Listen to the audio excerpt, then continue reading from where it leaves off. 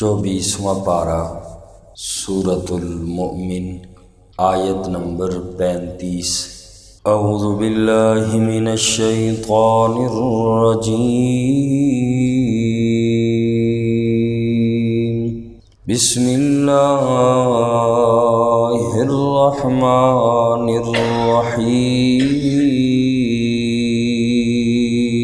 الذین یجادلون فی آیات اللہ، الذین یجادلون، وہ لوگ جو جھگڑتے ہیں، فی آیات اللہ،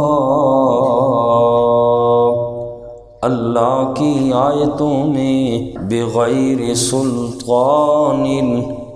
بغیر دلیل کے، اتاہم، جو ان کے پاس آئی، کبر مقتن، بڑی ناراضگی ہے،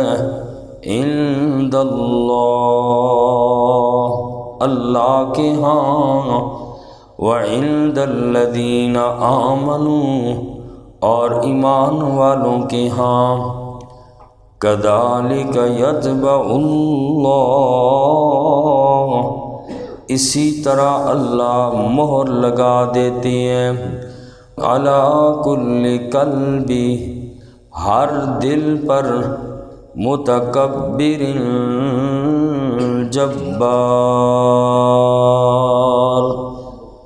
متکبر جبار کے دل پر۔ مرد مومن کی تقریر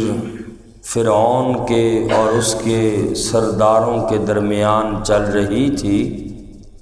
اور مرد مومن نے فرعون اور اس کے سرداروں کو بڑا سمجھایا کہ دیکھو، موسیٰ علیہ السلام کو تم قتل نہ کرو، اور اس طریقے سے تم اگر قتل کرو گے تو تم مسرف مرتاب، اسراف کرنے والے اور شک کرنے والے ہو جاؤ گے، اور اللہ ایسے لوگوں کو گمراہ کر دیتا ہے۔ اس آیت میں اللہ نے اسراف کرنے والوں اور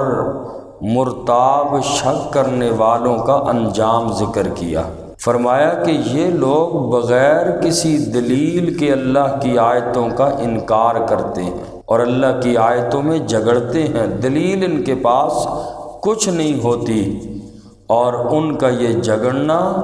اللہ اور ایمان والوں کے نزدیک بہت بڑی ناراضگی کی بات ہے۔ ان لوگوں کے متعلق فرمایا کہ کذالک یطبع اللہ علی کل قلب متکبر جبار، اللہ مہر لگا دیتے ہیں ہر متکبر جبار کے دل پر۔ جو لوگ حق تسلیم کرنے کے بجائے اکڑ دکھاتے ہیں، اللہ کے دین کو نہیں مانتے، اکڑ دکھاتے ہیں، ایسے لوگوں کے دلوں پر اللہ مہر لگا دیتے ہیں، اور وہ لوگ ہمیشہ ہدایت سے محروم ہو جاتے ہیں۔ فرمایا الذین یجادلون فی آیات اللہ، وہ لوگ کہ جو اللہ کی آیتوں میں جھگڑتے ہیں، بغیر سلطان اتاہم، بغیر کسی دلیل کے جو ان کے پاس آئی، کبر مقتن عند اللہ، بڑی ناراضگی ہے اللہ کے نزدیک، وعند الذین آمنوا، اور ایمان والوں کے نزدیک، کذالک یطبع اللہ، اسی طرح مہر لگا دیتے ہیں اللہ کریم، علی کل قلب متکبر جبار، ہر متکبر جبار کے دل پر۔ وقال فرعون، فرعون نے کہا، یا حامان ابن،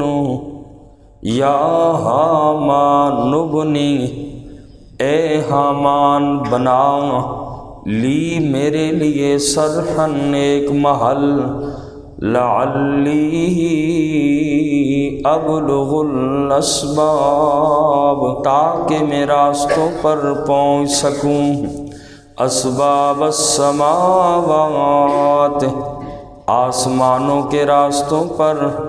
فَأَطَّلِعَ إِلَىٰ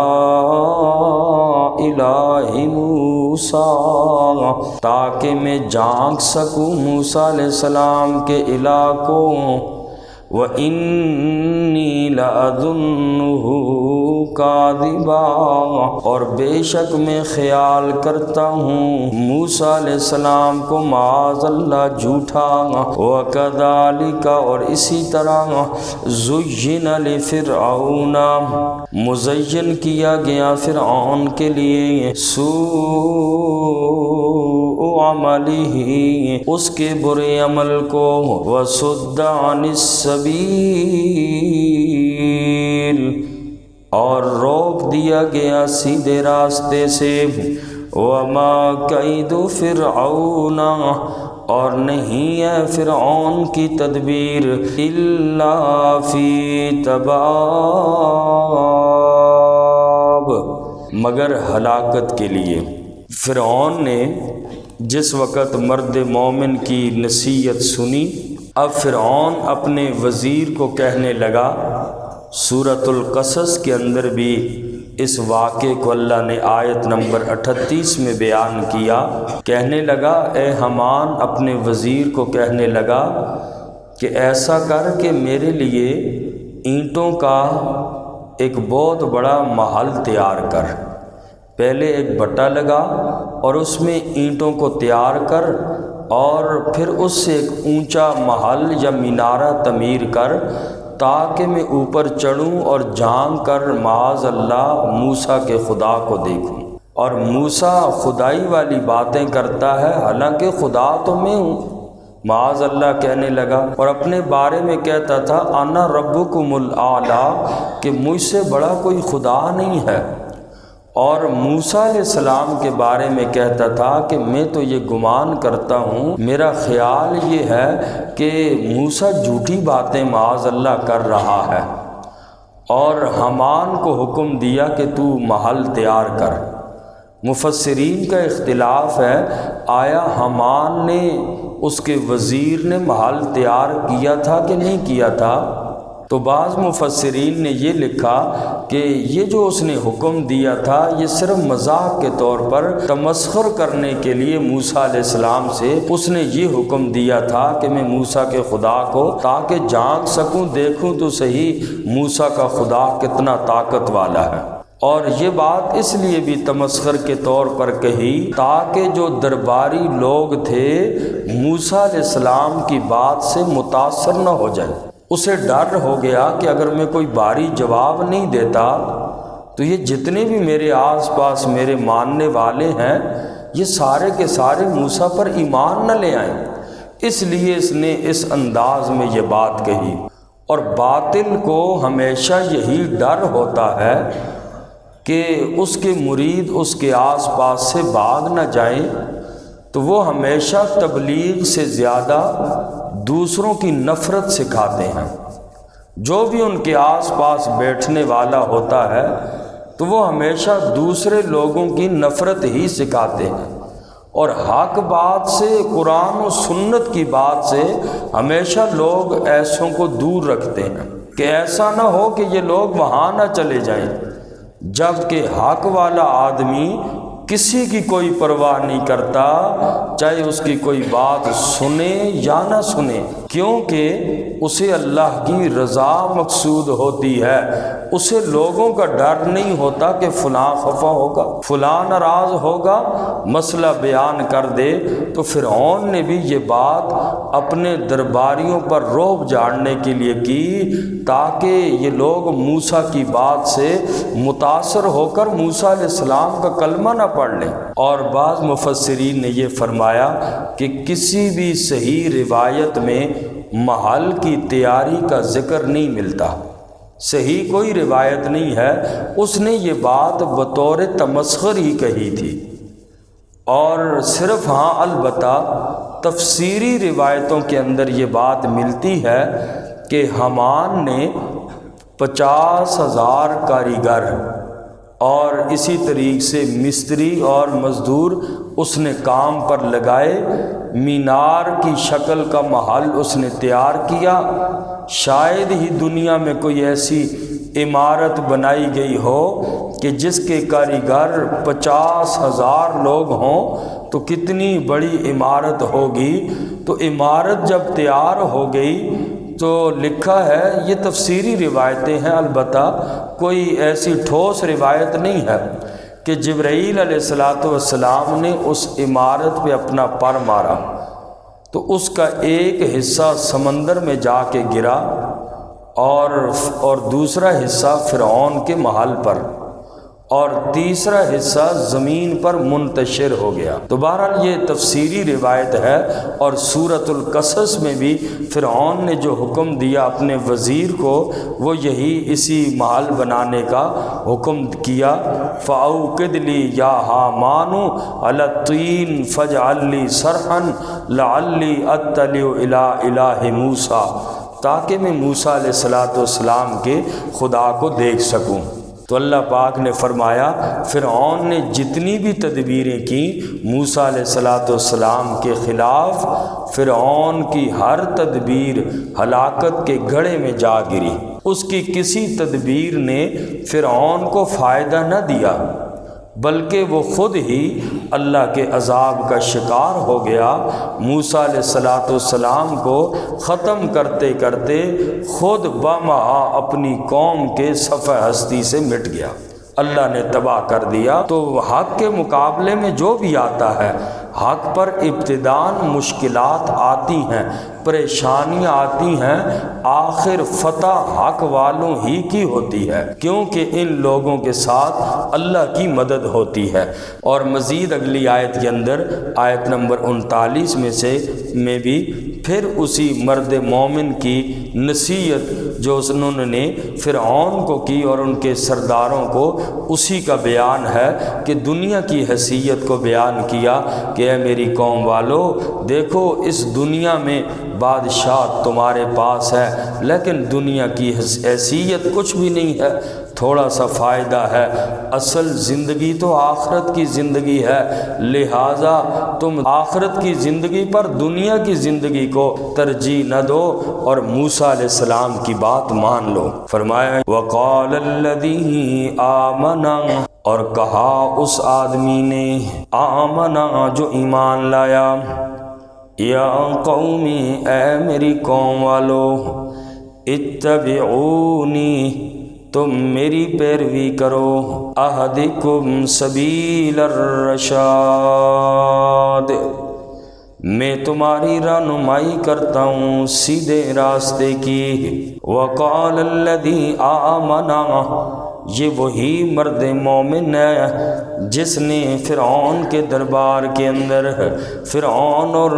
اس کے سرداروں کے سامنے حضرت موسیٰ علیہ السلام کی حیثیت اور مقام کو بیان کیا اور کہنے لگا لوگو حضرت موسیٰ علیہ السلام کا کلمہ پڑھ لو۔ فرعون کی جب یہ بات ختم ہوئی، مرد مومن پھر بول پڑا، کہنے لگا اے میری قوم والوں، فرعون کا جو راستہ ہے وہ ظلم اور زیادتی والا ہے، اس کو اختیار کرو گے تو تم ہلاک ہو جاؤ گے۔ کہنے لگا یا قوم اتبعونی، اے میری قوم والوں میری پیروی کرو، کفر اور شرک سے باز آ جاؤ، ظلم زیادتی کو چھوڑ دو، میں تمہیں نیکی کے راستے کی رہنمائی کرتا ہوں۔ اور اگلی آیت مبارکہ میں پھر ارشاد فرمایا یا قومی، اے میری قوم والو، دنیا کی حیثیت سمجھائی، انما هذه الحیات الدنیا متاع، بے شک یہ دنیا کی زندگی تھوڑا سا فائدہ ہے، اس دنیا کے لیے اپنی آخرت کو تباہ نہ کرو۔ تم صرف اور صرف دنیا ہی کو سب کچھ سمجھ بیٹھے۔ فرمانے لگے یہ عارضی زندگی ہے، اس کی عزت بھی عارضی ہے، اس کا اقتدار بھی عارضی ہے، اور آخرت والا گھر تو ہمیشہ والا گھر ہے۔ وَإِنَّ الْآخِرَةَ هِيَ دَارُ الْقَرَارِ، اور بے شک آخرت کا گھر وہی مستقل رہنے کی جگہ ہے۔ مَنْ عَمِلَ سَيِّئَةً، جس نے عمل کیا کوئی برا، فَلَا يُجْزَى إِلَّا مِثْلَهَا، نہیں بدلہ دیا جائے گا مگر اسی جیسا۔ وَمَنْ عَمِلَ صَالِحًا، اور جس نے نیک اعمال کیے، من ذکر او انثی، مردوں میں سے یا عورتوں میں سے، وَهُوَ مُؤْمِنٌ، اس حال میں کہ وہ مومن ہو، فَأُولَٰئِکَ، پس یہی لوگ ہیں، یدخلون الجنت، داخل ہوں گے جنت میں، یرزقون، رزق دیے جائیں گے، فیہا، اس جنت میں، بغیر حساب، بے حساب۔ اس آیت میں فرمایا اے میری قوم والو، دیکھو برے اعمال کا نتیجہ برا ہی نکلتا ہے، اچھے اعمال کا نتیجہ اچھا ہوتا ہے، لہٰذا برے اعمال کرو گے تو اسی جیسا بدلہ پاؤ گے، یعنی جہنم ملے گی، اور اگر نیک اعمال کرو گے ہمیشہ کی جنتوں میں مزے کرو گے، بے حساب اللہ تمہیں رزق دے گا، لہٰذا تم موسیٰ علیہ السلام کی مخالفت نہ کرو۔ اس مرد مومن نے جس کا نام قرآن میں تو نہیں ہے، البتہ تفسیروں میں ان کا نام خزقیل آیا ہے یا سمعان آیا ہے، یہ دو نام خزقیل یا سمعان مفسرین نے ان کے نام لکھے ہیں، تو انہوں نے اپنی قوم کو یعنی فرعونیوں کو بڑا سمجھایا کہ دیکھو تم موسیٰ علیہ السلام کی مخالفت نہ کرو۔ مزید آگے بھی انہی کی تقریر ہی ہوگی انشاءاللہ اگلے سبق میں۔